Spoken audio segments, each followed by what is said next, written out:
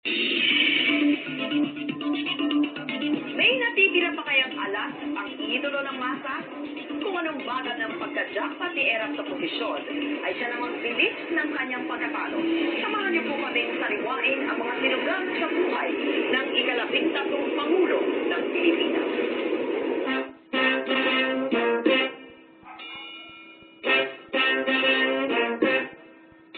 The minute you in the joint.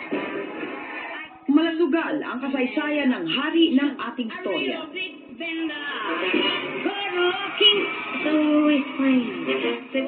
Hari sa dami ng problema, hari din pagdating sa bilang ng babaeng napaibig. At nagbuhay hari naman daw nung nasa loob ng palasyo.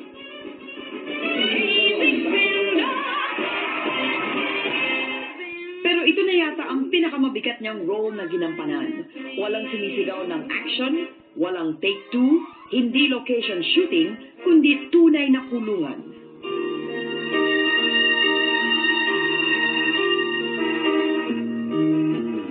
Dekada 60 nang umusbong si Joseph Estrada bilang action star. Sa taglay niyang karisma at galing sa pag-arte, taob ang kanyang mga kasabayan. Ang dilang niya maunahan ay si Fernando Poe Jr. na kanyang itinuring na matalik na kaibigan.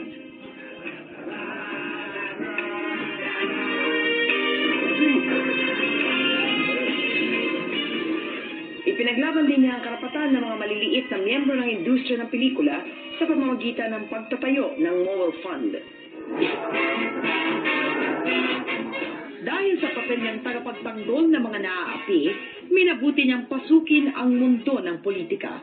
Ika-5 ng Agosto 1969 nang manalo si Erap bilang mayor ng San Juan. Ako ang tunay na nagmamahal sa inyo lahat.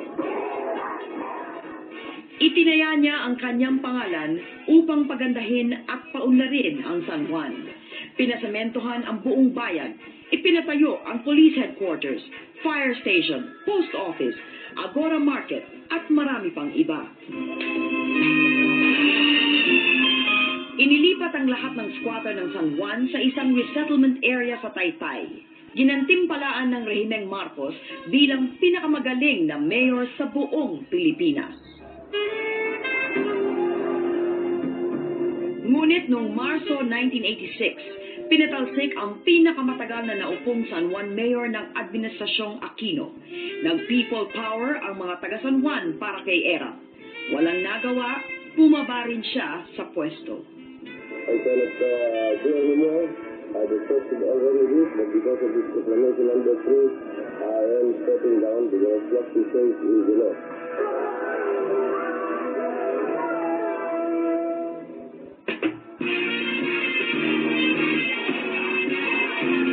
Sumugal muli sa politika.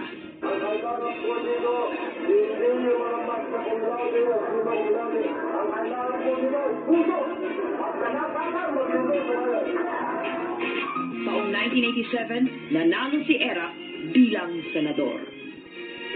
5 taon siyang umupo sa Senado, ngunit dadalawa lang ang inisponsorang bill na naisabatas. Siya'y lumaban para maipatalsik ang U.S. bases. We have become so dependent on the Americans that we have never learned to be self-sufficient. Our country has been seen as a nation of beggars, a nation of prostitutes, a nation of cheaters, a nation of domestic helpers. And if we do not assert ourselves today, we will also be known as a nation of cowards. Ngunit di na kontento bilang senador, muling itinaya ang baraha. Tumakbo kasama ni Danding Cojuangco noong 1992 at nagwagi bilang vice-presidente. Pinagkatiwalaan ng dating Pangulong Ramos na mamuno ng PACC o Presidential Anti-Crime Commission upang lutasin ang mga krimen sa bansa, lalong-lalo na ang kidnapping. Ngunit napahira ng pangalan ng madawit sa kuratong Baleleng dropout. Mastermind di umano ang kanyang tauhan noon na si Ping Lacson. Hanggang ngayon, palaisipan pa rin ang kaso.